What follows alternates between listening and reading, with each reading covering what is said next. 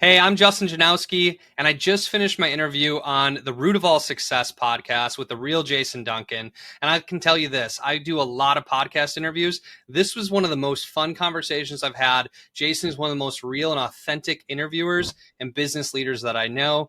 This conversation around sales and building a business is one that you're not going to want to miss. Enjoy.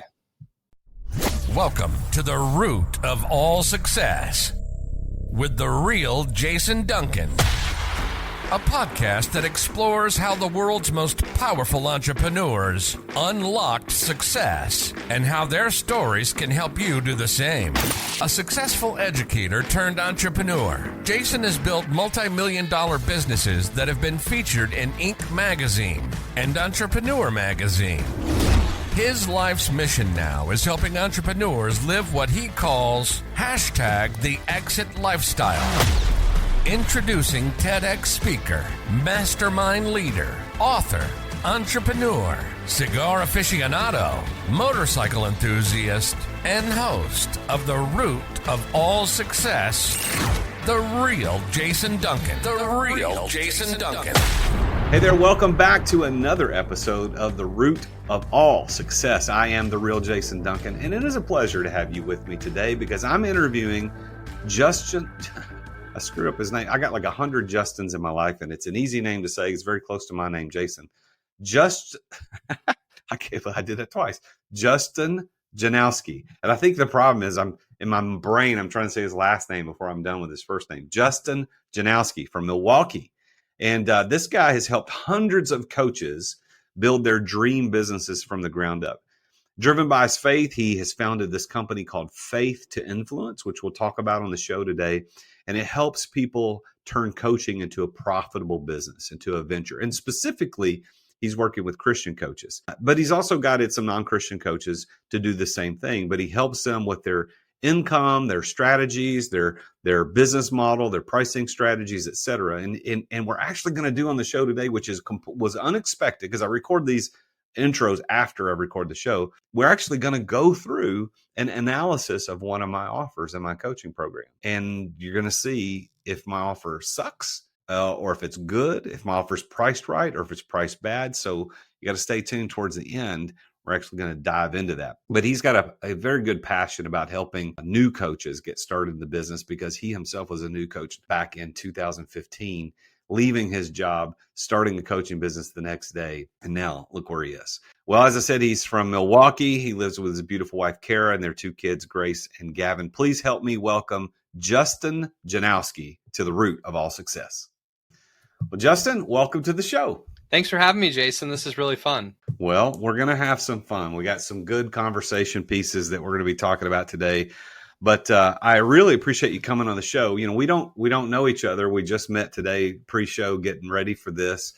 The coolest thing about the podcasting world, I think, is that you end up meeting people that you wouldn't normally run into, and you end up having some great conversations. And I think that's what I'm looking forward to today. So you're known as the guy who helps coaches build their dream businesses.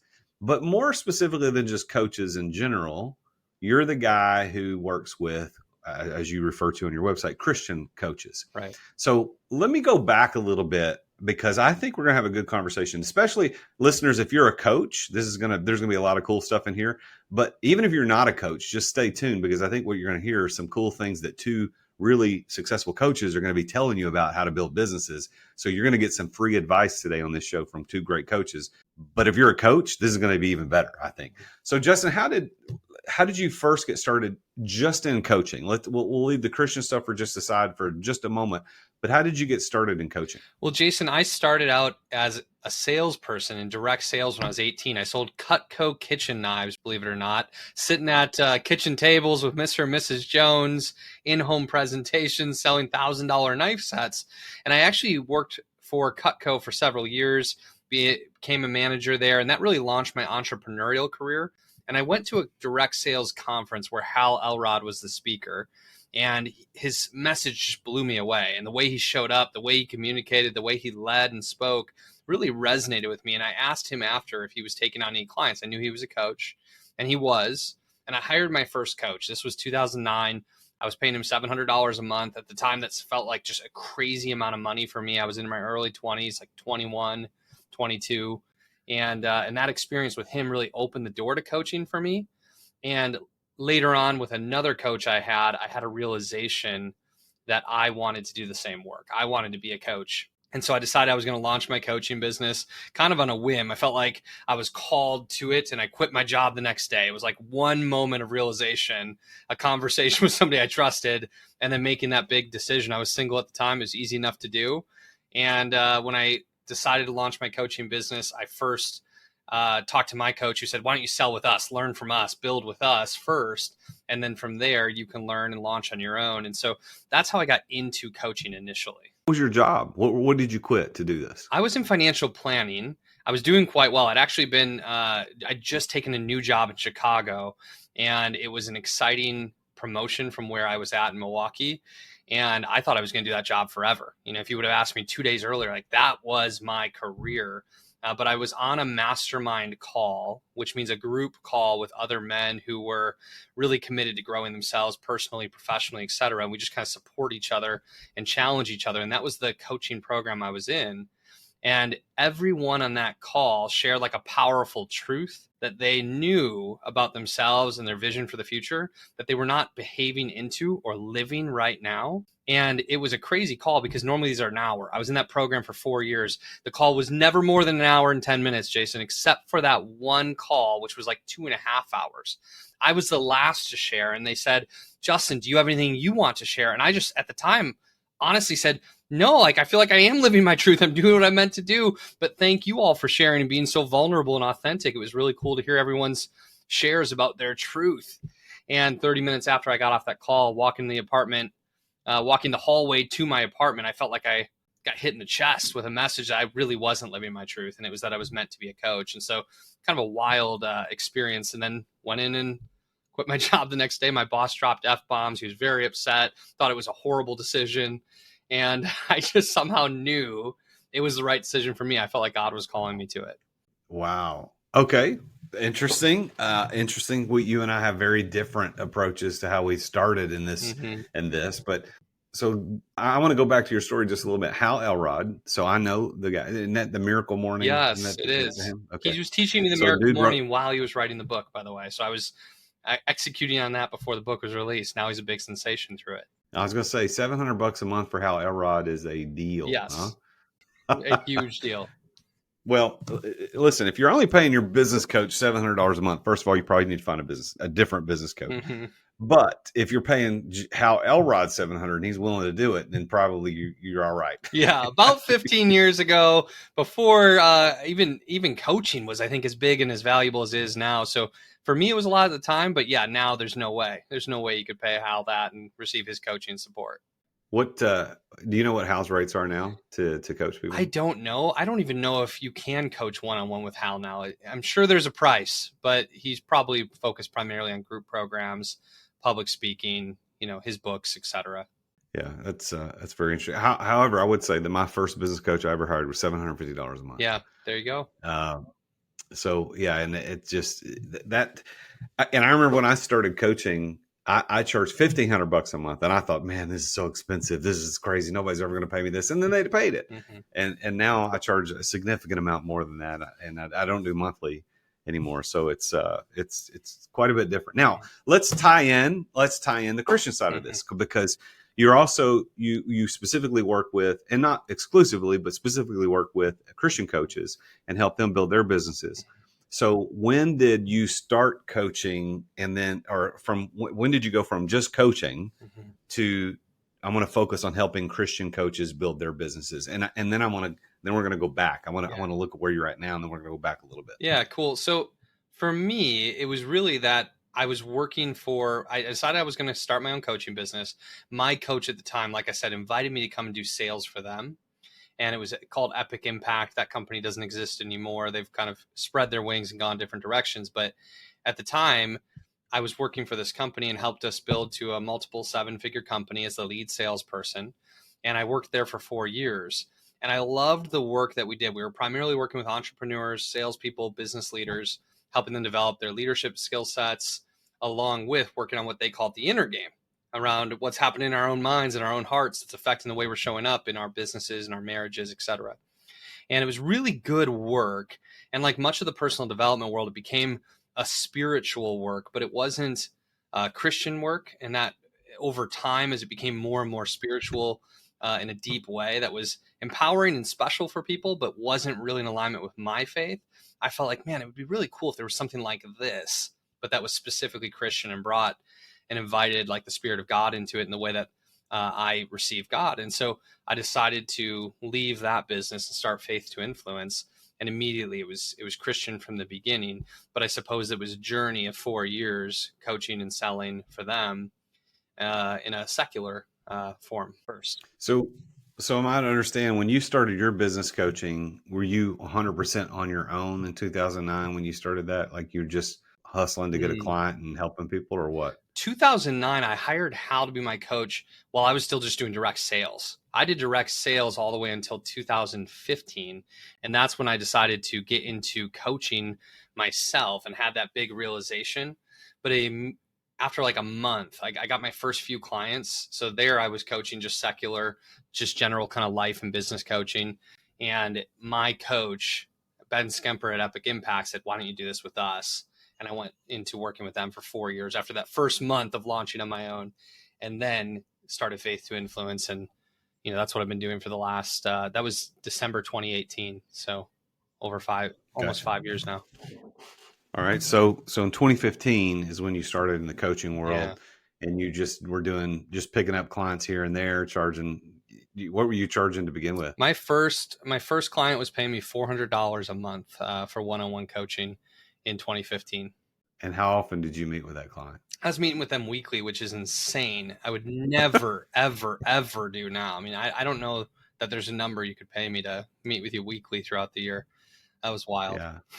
It's a little much. Weekly's a little much. I mean, if you've got a special project you're working on and you're trying to get something across the finish line, maybe, but yeah, all my scheduled calls of my clients are every other week. Yeah. And then of course they have full access to me between calls, but we schedule every other week. And anyway, so interesting. And I'm interested to trade secrets with you here on the show publicly so that people can see what we're doing. Yeah. But okay, so now you had this misalignment, although not in a negative way, but I sense that you weren't angry or upset. You just that, hey, I follow Jesus, and I want to figure out how to incorporate this into what I'm doing. So that's when you started Faith to Influence in 2018. Is that right? Yes. The very end of 2018. Yes. And was Faith to Influence originally started as a coaching program specifically for Christian coaches, or was it just Christian coaching? Good question. It was specifically started as a men's group. I was coaching Christian entrepreneurial men on how to win more at winning more at home, at work, and in their faith. And so we were talking about sales and leadership and business, but also focusing on how to be better husbands, how to be better fathers, how to bring God into it. And so specifically this men's kind of personal and professional development group that was a little bit more general. And my first year in business, I did a little over $250,000 in revenue collected. And that was way more than what I thought was possible when I first launched my business. And I found that other coaches were curious, how did we launch and grow a 6-figure business so quickly? And as I worked with some of them who happened to be in my men's group, I recognized that was the most fun, the most compelling for me. And that a lot of new coaches really struggled with sales, business design, pricing, things that felt a little bit easier for me. And so I decided to narrow in on Christian coaches about 1.5 years, 2 years into running my business, and then invite, men and women into that community. And, okay. Very good. Very good. So what do you think has been, I guess the difference between working with a non-Christian focus versus now working with a Christian focus? Have you noticed any significant differences? Well, the biggest difference for me is I'm able to pray with my clients. I really enjoy that. I enjoy being able to bring God into the equation. And I recognize that I don't have all the answers. I think that I'm a pretty wise coach and I know a lot about how to build a coaching business. And there's some problems that are a lot bigger than what I can handle. And so being able to invite God into it and pray directly has been really helpful. And then from a pure business standpoint, of course, it's helpful to niche down and have a very clear and specific target market. And by narrowing my focus and my niche, I actually draw more people to me. When my ideal client hears about what I do, they say, oh my gosh, like for Christian coaches specifically, like this was made for me. And maybe there's a little bit more trust in receiving like how I want to build a business because we relate to each other on the ideal that we probably have similar values, a similar faith, a similar background. Maybe I'm going to sell in a way that honors the way that they'd like to sell and honors their values. Where if I didn't have that piece, some of my ideal clients might not resonate with me or initially trust me off the street quite as easily. This is kind of a delicate question. Sure. Have your problems with clients not following through and doing what they say they're going to do increased or decreased now that you've moved into Christian coaches? That's a really good question. I feel like I have a lot fewer challenges with clients than I know that we did at my former company. But that's probably for a number of reasons, not just the Christian piece. And so when I worked 4 years for my former company, we had a lot of problems with payments and follow through and people signing up for a couple $1,000 event, but not actually showing up. And there was a lot of churn and little issues that just popped up again and again and again. But I think we were pretty disorganized and we were running and maybe we were growing a little too fast, didn't have the proper support or organization on the team. And so there's probably a number of reasons for it. But in my business, I run things in a way that's kind of easy and light for me. And the clients I tend to attract feel easy and light for me the vast majority of the time. So we have great follow through overall with payments, contracts, things like that. In fact, I don't have contracts. This might be something that you would disagree with. I know it's not the smartest business idea. I just have a handshake agreement with people that they're going to be in the program for a year and they're going to make their payments if they're not paying in full. And typically for me, that's worked out so far. Well, that's an anomaly if that's working out.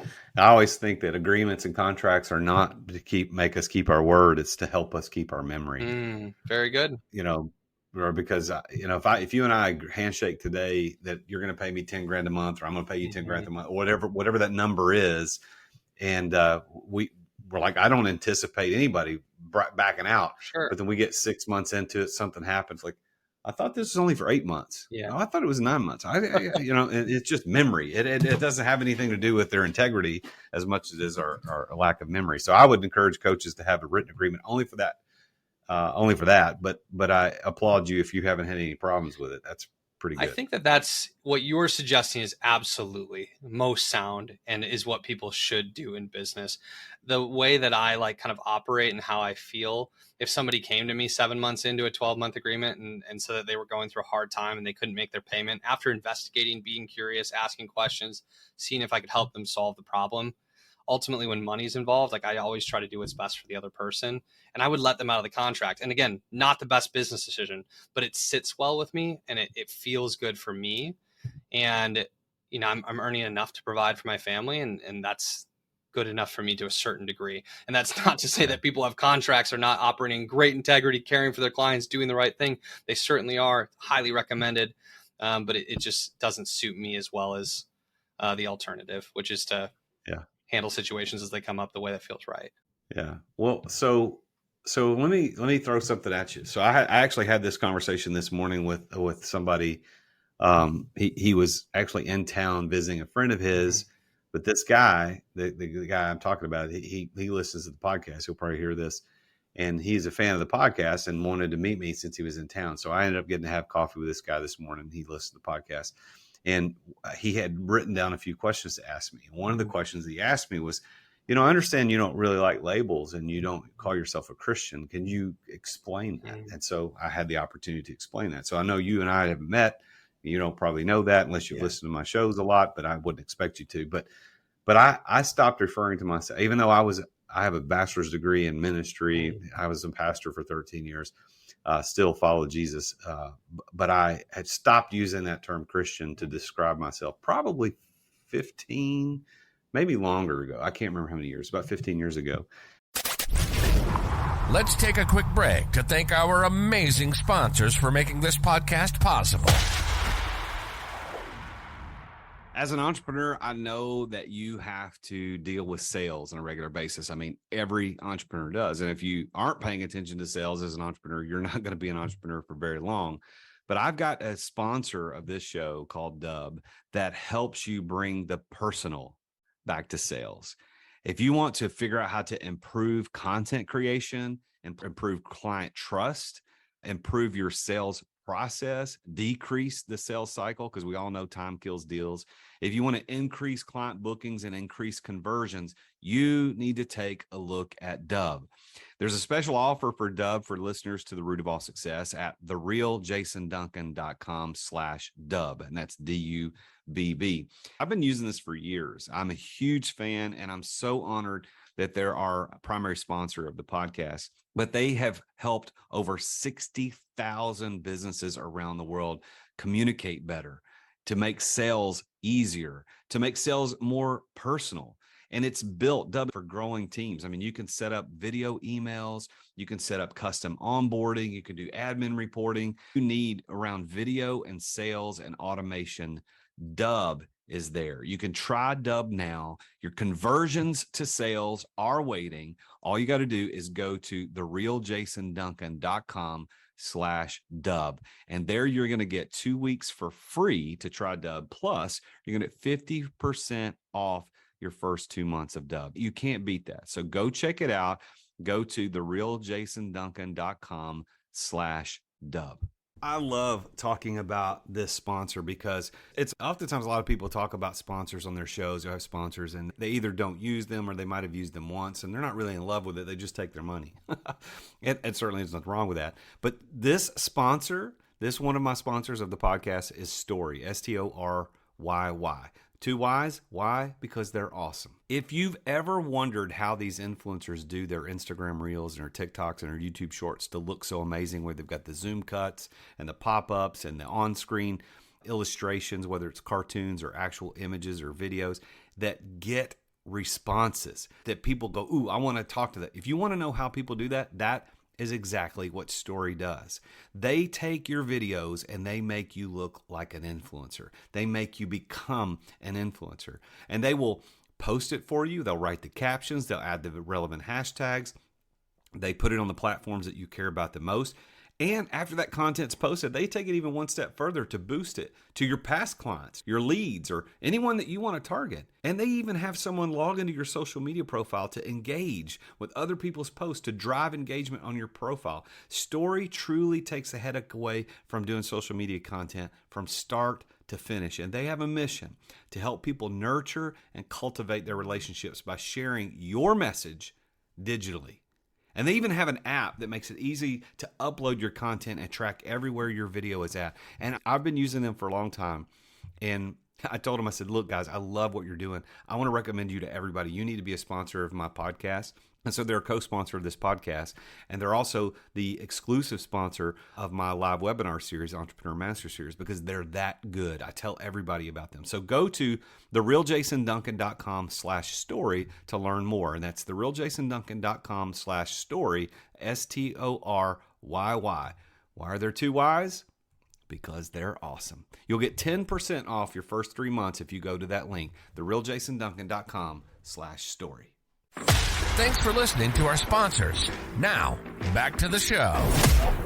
And I would be interested to hear your take on my perspective, and then just see what you think. And you're certainly welcome to disagree. I mean, you're a guest on the show. It doesn't cost you anything to be here, and you can hang up if you don't like it. So what, I stopped doing that because, if you go back and for those of us that are versed in scriptures and the Bible, you'll know that the Christians, the people that were first called Christians were at Antioch. They were followers of Jesus Christ back in AD 100-ish, 120, something like that. And so it wasn't even, maybe it wasn't even that many years. It was shortly thereafter Christ had been resurrected and ascended. They started calling them Christians, but it was kind of like today. If I called you a Trumper because you like Trump, like that's not a good thing. You might like Trump, and I called you Trumper because I'm calling you that as I'm making fun of you. Now, eventually, you might accept that. And again, I have no idea your political affiliation, because this is just an example. But if I called you a Trumper, you might at first take offense at it. Well, I'm not a Trumper. Well, did you vote for him? Yeah, I voted for him. But well, you're a Trumper. So it's a term of derision. Now, eventually, people could accept that and say, yeah, I'm a Trumper. And I think that we're seeing that happening politically. But that's what the term Christian originally was. It was a term of derision. And I think that we can historically look at that. And so for me, I called myself Christian for years and years and years.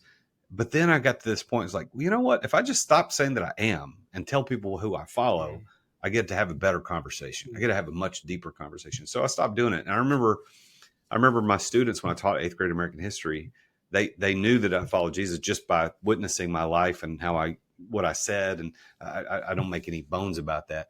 But when I say, well, I'm not a Christian, although I was the head of leading the FCA and all these things, it would just give their brain a pretzel. Like, what in the world? So I don't use that term. So if I saw your stuff like cold and didn't know who you were, I'd be like, okay, I get what he's doing, but I'm sure he probably wouldn't want to work with me because I'm not going to use that term at all. What do you think about that, Justin? Well, I'd be happy to work with you, Jason. That doesn't bother me. We can strike up a handshake agreement later if you want. So yeah, I think it's really interesting, your perspective on that. And I think there is value in that. And I think it's far, far more important to proclaim that we're following Jesus than to say that we're a Christian. And I understand that, people in certain groups, whether like you talked about the political example, a Democratic group or the Republican group, like people are so much more complex than like a single group or like association like that. And oftentimes people label, because of that initial label, they label us on all other types of things. I'm pretty moderate on the political spectrum, so you couldn't offend me. I'm really in the middle. But the reality is, like, if it feels better for you to, proclaim that you're a follower of Jesus than proclaim that you're a Christian, fantastic. If it starts a more interesting conversation, fantastic. If you want to use the word kingdom rather than Christian, like, great. I know a lot of people are doing that today. Ultimately, like, what's important is for the way I see it, is like to know Jesus, follow Jesus, love our neighbors really well, and ultimately invite others to do the same. And you mentioned living your life in such a way that created curiosity and showed people who you were and that you were a follower of Jesus. And I think that's amazing. I like to claim and proclaim that I'm Christian, and I want that to mean something really special and really important and really good. And I think that if I live my life the right way, I can be a part of that meaning something really, really good. But most important is, yes, I'm a follower of Jesus. The coaches that you're working with right now in your program, are they also serving a specific Christian audience, or are these coaches who happen to follow Jesus and they're not really serving a Christian audience? They just are Christian themselves. Yes. Both. So both, absolutely. So some of them have Christian specific audiences. Many of them are just, they happen to be Christian and they're coaching in the secular world. Ultimately, the reason I identify as a Christian business is that people know that we're going to pray for them. I'm going to talk about Jesus a little bit, and that's going to be part of the community vibe and feel. But the reality is our content is just as good for somebody who's coaching non-Christians versus Christians. It's just as good for somebody who's non-Christian as it is for somebody who's Christian. I'm just going to pray around it, but like our 10-step sales process and the art of influence, like the mindset around sales, all that stuff's really secular. And we get hired by $1 million and $10 million coaches regularly to do sales for them who are not Christian, because our sales process is really secular. Is this the partnership sales piece that you do as well, outside of the coaching and helping Christian coaches? You also have this partnership sales where you partner with, like we just talked about, coaches who need people to sell for them. Is that run through your same company, or do you have a separate company for that? Yeah, I currently run it through the same company. Maybe someday it makes sense for it to be two separate companies. Interesting thing is, my company's called Faith to Influence, and I work with some coaches who are Christian. They may not be Christian in their audience, but like, big coaches like Pete Vargas and Pedro Adeo and Ray Edwards and Founders Mastermind, Kingdom REI, John Acuff. But then I also have sold for people like David Bayers, doing $5 million a year annually. He's not Christian specific. In fact, his spiritual beliefs are probably quite a bit different. Although he loves Jesus, he thinks Jesus is really cool, which is, of course, always interesting when somebody loves Jesus but isn't Christian. And I think David's amazing, by the way, as I'm sharing this.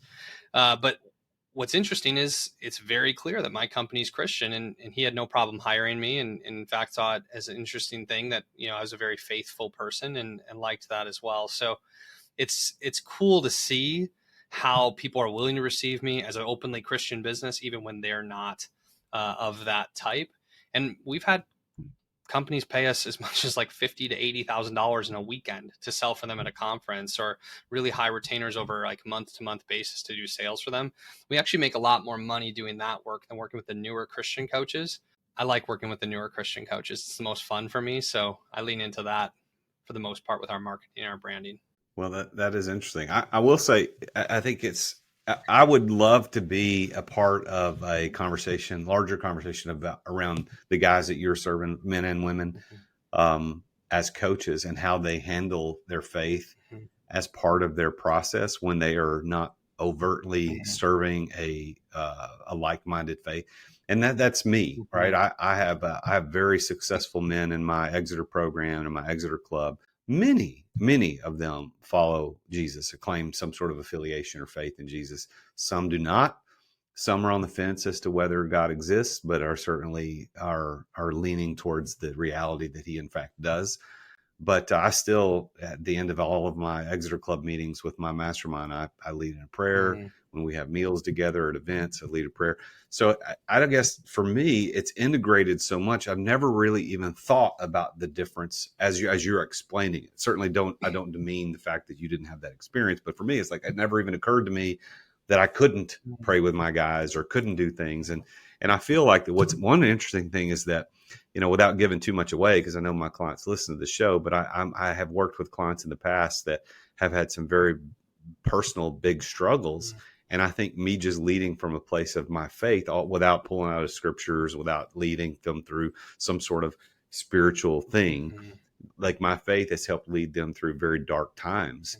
I did have an employee a long time ago. This is back before I was even coaching, who was going through a very difficult time in marriage. And I was like, hey, we got to fix this. We got to get this. So to me, I would be very interested, Justin, to see the conversations that you guys are having, like how that's integrated. And I'll say this one last thing, and then I'll shut up for a second and let you respond. But I had a friend of mine he was probably 10 or 15 years older than me, very successful entrepreneur. And he was part of a Christian men's group here in the Nashville area. And one of the things he said was that what they did was they talked about as men how to display their faith to their employees. And one simple thing he said, and I'll never forget this, he said, Jason, he said, I just started leaving my Bible on my desk. And then, of course, he's had a desk in the office. And that was it. Like all I had to do was that, and it completely changed the conversations. So I know that there's things that we can do to ratchet it, to give that influence, although putting a book on a desk doesn't necessarily mean anything, but it can mean something. So I'd be interested to hear your response to that. Yeah, that's really interesting. And I think there's a wide spectrum in how people have responded as Christians in a non-Christian marketplace. Man, some people keep it really quiet, and I think their goal is to just love people well, love their neighbor really well, and maybe that strikes up conversation, opens the door at some point. And I think that that's good. I think it's great for Christians or kingdom people or followers of Jesus to just show up in a way that's like really loving and honoring of the people around them, and to see if that maybe over a long period of time opens a door with someone to a conversation. I think that's good work. I think that's a good way to show up. A second way that I see people do it is their business is operated that way, but then they have something on the side, like, hey, we've got this free prayer group if anyone would like to join it.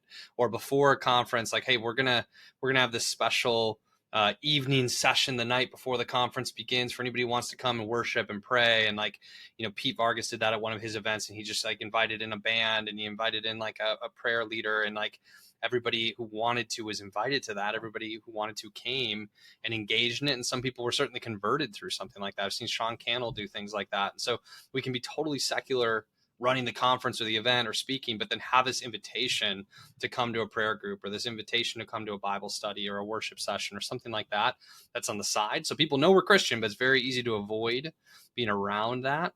And then there's the people who show up the way you're talking about, which is maybe we don't talk on the front end, the marketing piece about being Christian specific, but then once people get in there, they notice the way that we communicate, or a story that we might share about Jesus, or a prayer that we might lead inside of the group. And they just, we're on display. And hopefully that the work that we do and the way we show up opens hearts and minds. That can get sticky sometimes. I'd imagine that you're doing it with incredible tact and thoughtfulness and strategy. I was at one conference that we did sales at, where the person leading from stage was like very clearly and overtly Christian and sharing a lot of Christian messaging. And he hadn't prepared any of his audience through marketing for that. And there were people who were upset and felt like they were tricked, or they weren't there for that. And he maybe did a little bit too much of that. So there's a balance, I'm sure, to strike there if we want to show up that way. And then there's the option to just on the front end be like, hey, this is specifically Christian. And I think there's a place for every one of those ways of showing up.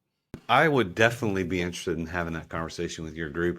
It would be very interesting to me to see how people are handling it, because I think that perspective, and this is not a shot necessarily, although I think a certainly true observation is that a lot of people in the Christian community, we can get in our bubbles and we forget that the language we use and the things we say and the things that we do not translate to the overall society around us, especially, and it's accelerating in a negative direction where it's less and less understood and accepted.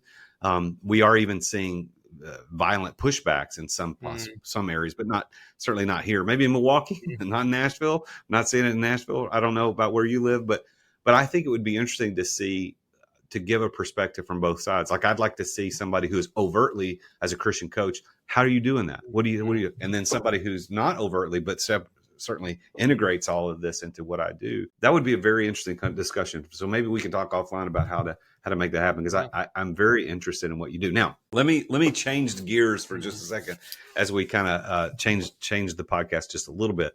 Let's talk about the coaching side of this just specifically. So one of the things that you do is you help coaches, and again, specifically Christian, but you help coaches optimize their business model and their pricing strategies. Now, so do you have a kind of a Cliff Notes version of like, this is what you should do? Or is it very, very specific to each individual coach? It's a little bit of both. I can give you a little bit of Cliff Notes, but part of what I really believe in is that people should run their business in a way that honors what they want. You know, if you're a coach or an entrepreneur starting a business, oftentimes we think about what our clients might want or need from us, or what we've seen other models in the marketplace do. Something that's important to remember is you're the only person who will be in your program forever. And so if you design it in a way that's exhausting for you, that burns you out, that isn't fun, that's not going to be very effective over a long period of time. And so I give people kind of a buffet of options. Like, if you're making your signature offer, your biggest and most primary program, the best way people can work with you is to say, these are some of the things in the marketplace that people are offering. Some people are offering one-on-one coaching. Some people are offering group calls. Some people are offering what's called office hours, which is like open Q&A group, one-on-one coaching in group setting almost. Some people are offering live events like retreats or conferences. Some people are offering digital products. Some people are offering access to them, or immersive days or half days when people join their program. There's a number of different things. I mean, almost anything you can imagine. And so I kind of go through, here are the things that people are offering in their programs. What's your ideal signature offer? And maybe it's just one-on-one coaching, like high ticket one-on-one coaching. You reference that that's something that you do and do very well. That's awesome. And if you love one-on-one coaching, I think that's a great program. For me, one-on-one coaching, if I do too much of it, it does drain me. And so for me, I really love like group programs. So I'm going to design more of a group program. Oftentimes people will include in their group programs or mastermind programs elements of one-on-one as well, maybe a monthly one-on-one or a quarterly one-on-one. So I help people understand, what are the different things you can offer in a signature coaching package? What is the marketplace value on these things? Like, what new coaches are typically the range of what they might be offering this in? And how can you then value your program appropriately and charge a fair price that's a win for you and your clients? And like, there's simple things, Jason, that I run into all the time. Like, people, they want to have like an a la carte coaching program, or like buy your coaching call as you need it, like things that just don't make any sense for either side of the deal. And so helping people recognize that if they have a 3-month program, a 90-day program that feels really exciting for them because it's short and easy and it's not scary at all, that they have to make 4 times as many sales to make the same amount of money as if you had the exact same monthly price and you just made an annual program, which is also going to help the client achieve a lot more and accomplish their goals and those sorts of things. So helping people design annual programs or 6-month programs and get clear on prices that make sense, and making sure that the program is actually going to like help them achieve their goals. So if you want to have a $500,000 business, but you're planning to get there with $1,000 offer, you have to make 500 sales. That's a lot of sales to make. If you want to have a $500,000 business and you have a $50,000 offer, you don't have to make 10 sales.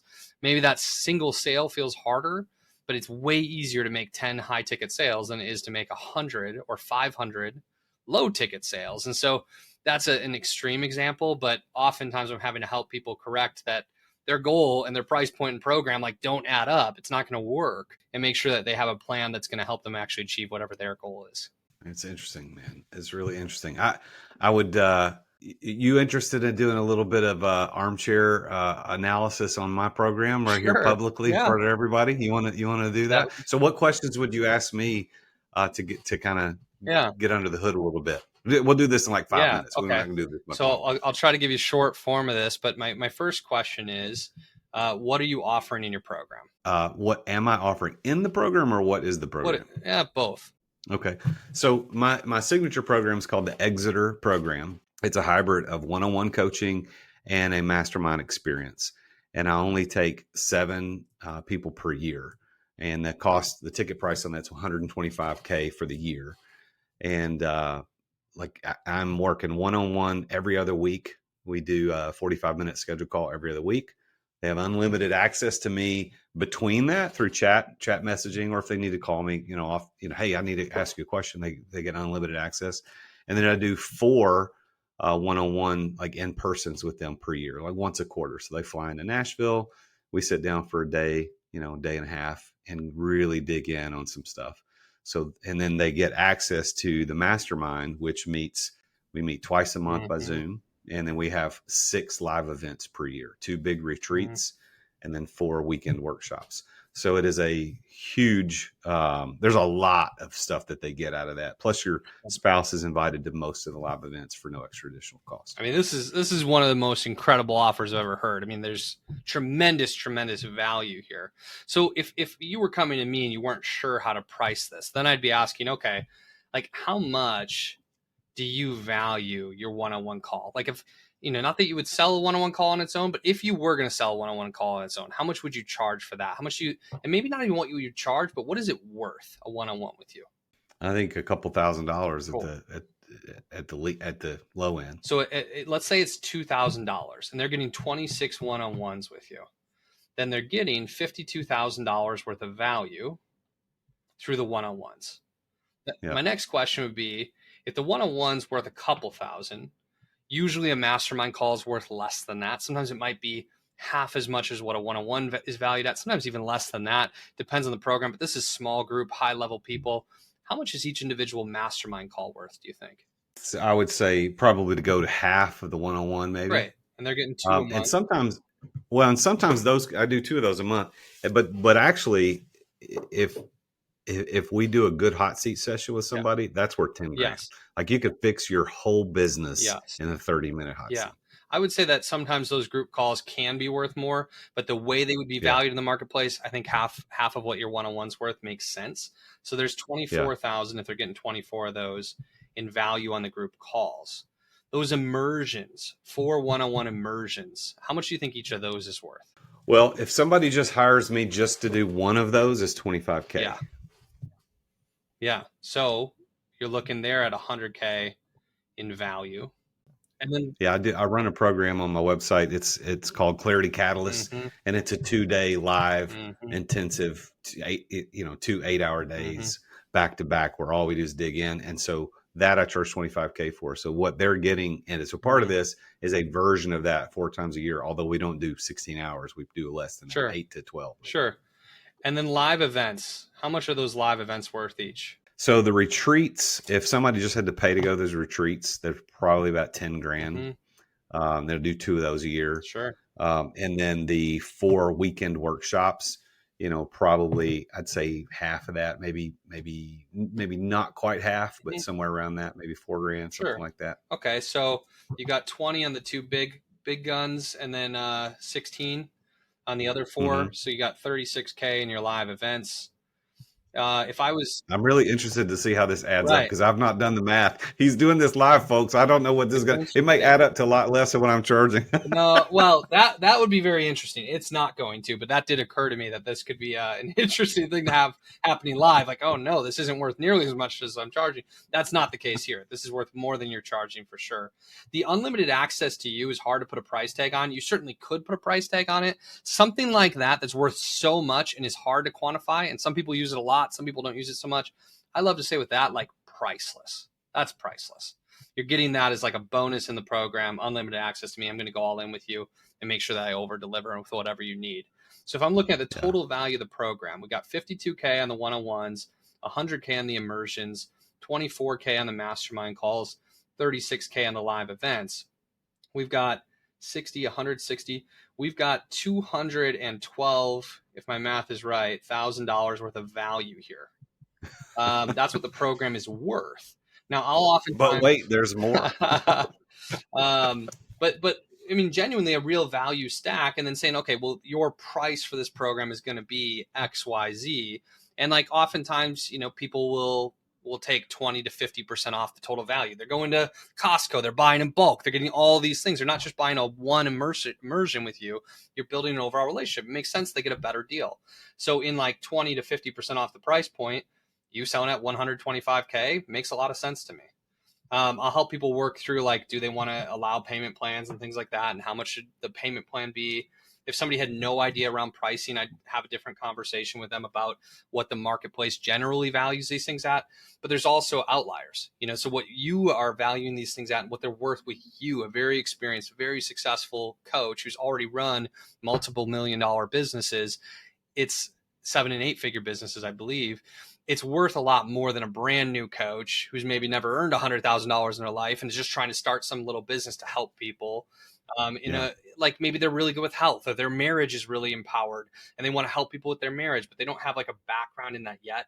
So their price points and ranges might be a lot different. So the back and forth might be different. I'm oftentimes helping people who want to charge like $1,500 for their program or $5,000 for their program because they're scared, sell it instead for $8,000 or $10,000 or $15,000 or whatever makes sense for them and their audience with where they're at, knowing that they can build from there. But for where you're at, I feel like your program's really nicely priced. My next question, of course, if we're going to continue, and we won't because of time standpoint, but would be, how much do you want to produce? Like, what's your goal for your business? How many clients would you need to have?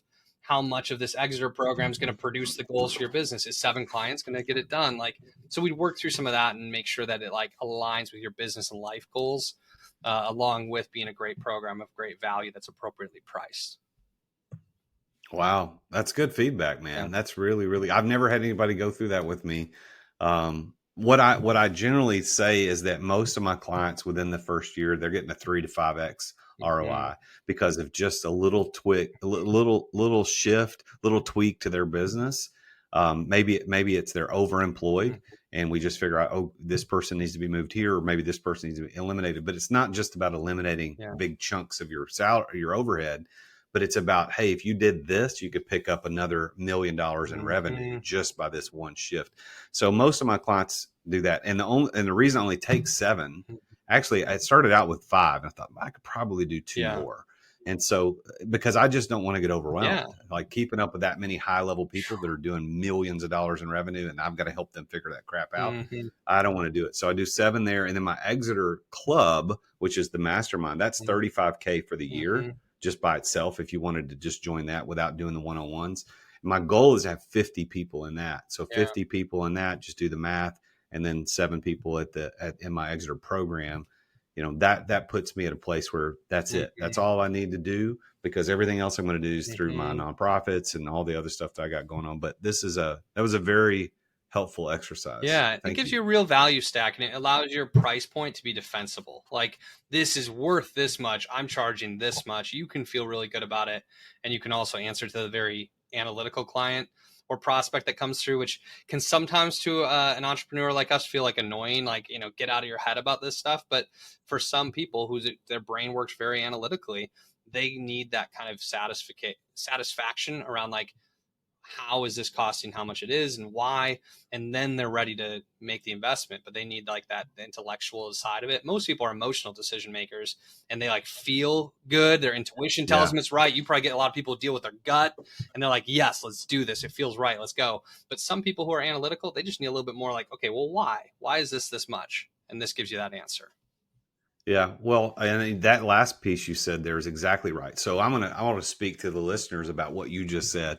is that every single decision is always made emotionally and justified logically. Some people are more analytical, some people are more emotional, but this decision tree is always the same. You walk into the house that you're trying to buy and you look at it, and if you can see and sense and feel yourself living there, that's your emotional lock-in. I made the decision. Now, how can I get the financing, and is the price right? Then you justify it logically. So when we're selling high-ticket coaching or things like you and I are talking about, that's what happens every single time. I just had this happen. A new client sign up. Emotionally, dude was locked in after the first call. Like, I need this. This has got to be something. But $125K for a coach seems like a lot of money. But they haven't logically justified how that's going to work out yet. So it took them about a week to go through the logic. Does this work?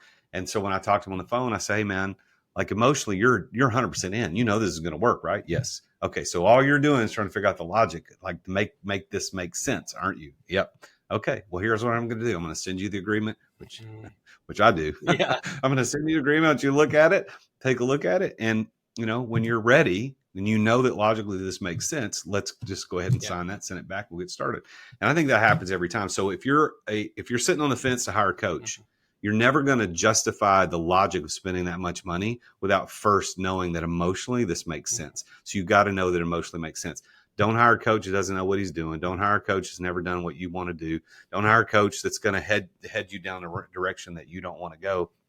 But once you find that person, stroke the check, because a coach is an accelerator pedal. A coach is going to get you where you want to go a whole lot faster than you're going to get there on your own. That's what a coach does. And that's why I'm really happy, Justin, to know you, because you're out there making the world a better place by helping coaches make the world a better place. So I think you're doing God's work, my man. This is good stuff. You're doing great. Thank you for sharing this. And we didn't even get into the thing I normally talk about on the show, which is around success. But I think this is enough for the listeners to go, this is really, really, really good. Justin, how would people get in touch with you if they say, I like this guy, I want to talk to him, and I want to work with him? Yeah, I don't normally do this, but it feels like for your audience, this could make sense. I'm happy to just give my email address. If somebody wanted to email me directly for a conversation, they can email me at justin@faith2influence.com. The other thing that people can do is they can download our coach's playbook. This is like specifically around sales. It includes our 10-step sales process, what we call the art of influence, among other things. And they can get that by going to www.goodsalespdf.com. All right. So you can email him directly. Email Justin at faith2influence.com. It's the number 2, not the word. Justin at faith2influence.com. And if you want that sales playbook, goodsalespdf.com, goodsalespdf.com. Or you can just check him out at faith2influence.com. Faith2influence.com is his website. It's got a good website. And I think there's some really interesting things there too. Plus, if you're in a sales organization and just need somebody help with sales, forget whether you're a Christian or you're a coach, you just need somebody help with sales. This is a guy that you might want to talk to. So reach out to Justin at faith2influence.com. Justin, this has been a really fascinating conversation for a lot of different reasons, but I really appreciate your being on the show today. I'm going to give you the last word. So anything you want to say to the audience, anything you want to say to me, anything you want to propose to the world, this is your shot. This is your chance to talk to everybody. So it's all on you. What an opportunity. I'll say this, when you normally ask those questions about success. For me, it's about loving God, loving my neighbor really well, showing up in a way with people that's really honorable. And that includes in sales. And part of what I want to do is rewrite how people feel about sales. A lot of people have like really negative connotations around that, really old stories around what sales is. And I believe that sales can be really high converting and really high integrity and serve both sides, whether the person that we're with buys or not. I believe that sales, when done right, is simply making it as easy as possible for the right people to say yes. And when done right, like sales can be an expression of love. It can be leadership. It can feel like coaching. And that's why I believe sales is good, which is why Good Sales PDF is the website there. Justin, it's a pleasure, man. We need to do some stuff together. We definitely need to stay in touch. So everybody go check out Justin Janowski at Faith to Influence. And you know what? Do you want to talk? I know your podcast is not out yet, but it's coming. Do you want to drop any hints about that before we go? I do have a live podcast called Sales Strategies for Christian Coaches. Right now, I'm just recording episodes myself that we've been launching. We'll have guests in the future, and you can look forward to having Jason as a guest on the Faith to Influence podcast, Sales Strategies for Christian Coaches. But right now, it's 10 to 25-minute episodes each week. We've been running since February. little sales tips and ideas that can help newer coaches grow their business. Okay, so sorry about that. I completely missed what we were talking pre-show about your show. Yeah. Your show's actually out. Yes. You're just not doing interviews yet. Yes. And that's why we talked about the interviews coming out in 6 to 12 months. Okay, good. So go check out Sales Strategies for Christian Coaches. Once again, Justin, thanks for being on the show, my man. Thanks for having me, Jason. This was a blast. Well, guys, I didn't get into my success questions like I typically do, but he was really good there at the end, Justin, about telling us what his definition of success was. And I don't want to skip over that since I didn't need to ask the question directly. But he said loving God and loving his neighbor. That's his definition of success. And I think for those of us who do follow Jesus and understand Scripture, when Jesus was asked, hey, what's the most important commandment? What's the one thing that's more important than everything else? And that's what he said. Love the Lord your God with all your heart, soul, mind, and strength, and love your neighbor as yourself. So that is Justin Janowski's definition of success. And by that definition, I think he would consider himself to be a very successful person because that's what he does and it's what he's helping other people do. So forgive me for not getting into the specific success questions, but hey, it's my show. I get to make those decisions from time to time where we don't go that way. It was also very interesting to see him analyze my coaching program. That was certainly not planned. We didn't know we were going to head that direction, but I think it was very interesting for a couple of reasons. Number one, I'd never gone through that before. And as you can see, I mean, this is a $200K plus program in terms of value offered at $125,000 for the year. And there should be a 3 to 5x ROI on that during the first year. I only have 3 slots left open as it stands right now, the recording. And I'm actually actively taking applicants right now for those extra 3 slots. So if you're interested in one of those 3 slots, all you need to do to apply to get that slot is go to therealjasonduncan.com/coaching. therealjasonduncan.com/coaching. And on that page, it describes exactly what the Exeter program is, how much it costs, and how to apply. And then there's also the clarity catalyst. If you just want me for a couple of days and you got to work through something big to get some clarity on it, then there's a place to apply for that. Both of those are application only. So it's just to see if you qualify. And then we would get on a call, you and I, and we would talk about it and see if there's a way that I can help you. And not everybody's going to qualify. Generally speaking, you got to be doing between 2 and 3 million on the low end in revenue, and up from there, you got to have usually, most of the time my clients have around 10 or so employees or more, but there's always a different story for everybody. So you got to apply first. Let's have the call. Let's see if I can get you to a point of breakthrough.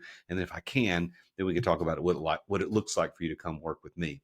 So if that's something you're interested in, once again, go to therealjasonduncan.com/coaching. Thank you for tuning in for this episode of The Root of All Success. We're about to go into the month of August. It's hard to believe that the summer, we're already halfway through the summer. This is crazy how fast 2023 is going. Don't lose the rest of this year to busyness and indecisiveness. Make sure that you stay decisive and don't stay busy. Be productive instead. Until next time, I'm the real Jason Duncan, and Jesus is King. Attention business owners. Attention business owners. Feeling burnout from running your business? Uncertain if you're nearing burnout? Take our free 10-question business burnout test at businessburnouttest.com to discover where you stand. With just 10 quick questions, you'll learn how to immediately begin making changes to regain freedom and success. Cut your daily operations time in half. Improve your quality of life and prepare your business for your future exit without losing revenue or profit. Visit businessburnouttest.com now and take the test. Thank you for listening to another edition of The Root of All Success with the real Jason Duncan. If you've enjoyed this week's episode, visit therootofallsuccess.com to access the show notes and other helpful resources. Follow Jason on social media at The Real Jason Duncan. See you again next time here on The Root of All Success.